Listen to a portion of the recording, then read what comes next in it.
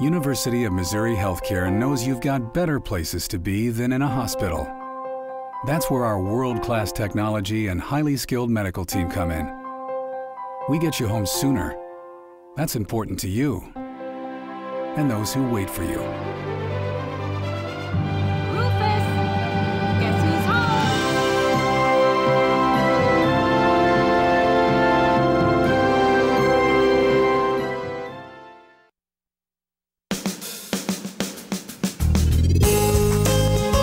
Good morning and welcome to Radio Friends on Thursday, November the 17th. We've got Jennifer Flink with us from the Walters Boone County Historical Society. Good to have you here. Paul. Good to be here. Well, you have had one weekend after another of things going. How'd the Halloween presentation? So well. We had so many kids out, and it was just really a wonderful, wonderful evening. Yeah, and that was where the adult gets in free with the kids. That's right. Haunted Maplewood. So and people took advantage of that. They certainly did. We had a lot of adults taking advantage of coming in free with the kids. And then last week you had the Spinners and Weavers. And they're, of course, always. That's such a delightful event, and 3 days of just wonderful Christmas shopping. So that's always a great opportunity for everybody. And so you still have anything going on for the rest of the year?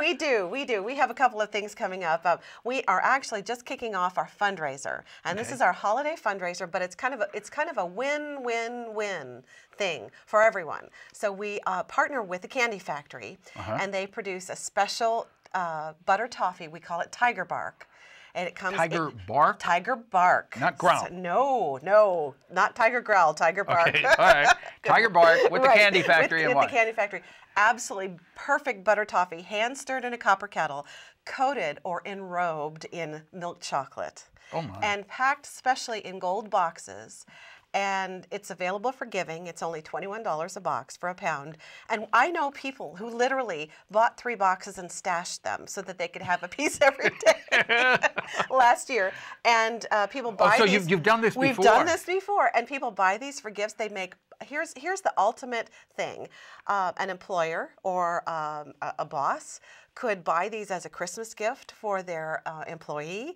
And I'm not sure who benefits the most. Candy Factory, which is a local business that benefits from producing this for us, or us. We benefit as a nonprofit. A portion of the proceeds go to us. Absolutely.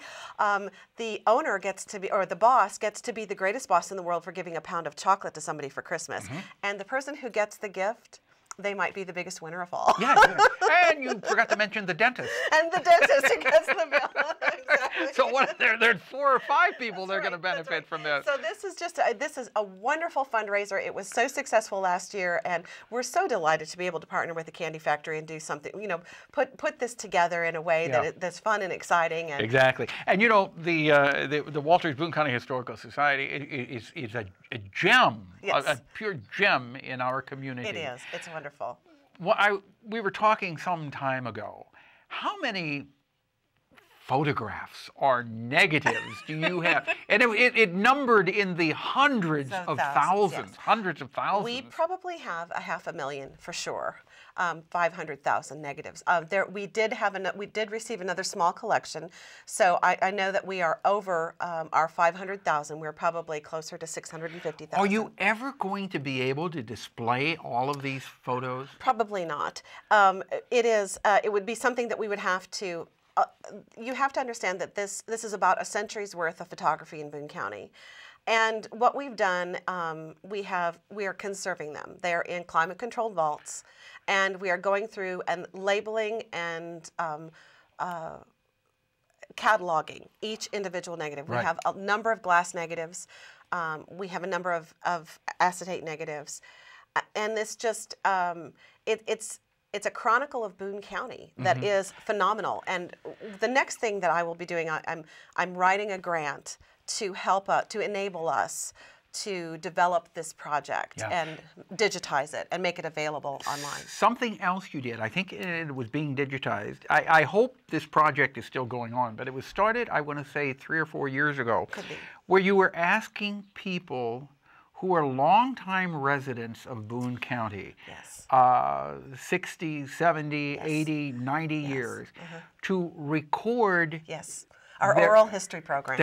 To record what they remember Absolutely. from 80 years ago You're or absolutely 90 right. years ago. You're still doing that. We're still doing that. And what is so wonderful about that is the fact that 50 years from now, a great-grandchild Exactly. can come to Boone County Historical Society and listen to the voice of their great-great-grandparent. And you've got it exactly. It's an oral history.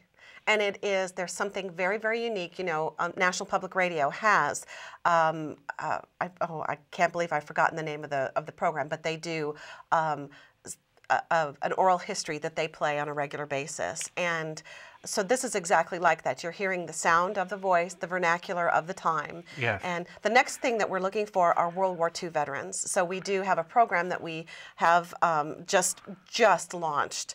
And we are looking for World War II veterans to come in and talk with us. And But you're still looking for the longtime residents of Boone County. That's always absolutely a given. When I lived in town, my neighbor, wonderful people, and they lived in Boone County all their life. They're in their 90s Yes. now. Paul and Darlene Sharp. When I would go and talk to them, Yes. they had so much memory. Of years gone by, and they could tell the stories so beautifully. Yes. How a day started, and how a day started 90 years ago is very different from how a day starts today. They remember when REA moved into Boone County and brought electricity into the area. Exactly. And when you're talking to people who did not grow up with electricity, and today they're You're working... talking to one. Well, and and today you have an iPad, you know.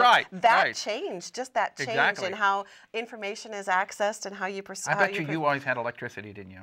I did always have electricity. No, we didn't. Now, we didn't always have a television. My parents were against that in principle. But we talked to some of the younger people. They remember when they didn't have remote control on the television.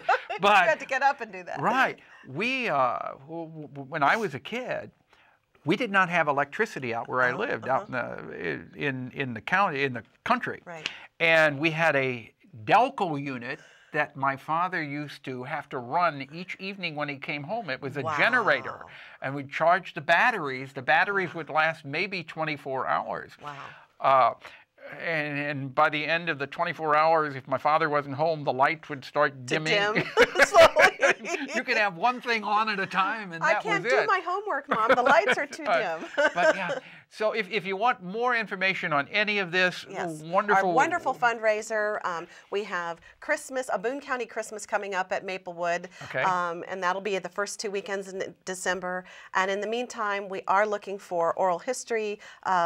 Any of our World War II veterans, we're beginning to amass that collection, and can call the Boone County Museum 443-8936 or visit our website, and that's at boonehistory.org. Okay, Jennifer Flink, thank you so much for coming by. Good having Always you. good to be here. Yeah. Our show directed by Travis McMillan of the Reynolds Journalism Institute. Audio is Pat Akers. KBIA. Our floor director is Eric Stazak.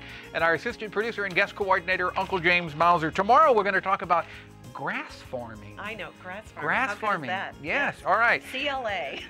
We will see you tomorrow. Thanks so much for listening. Have yourself a good afternoon. Bye-bye.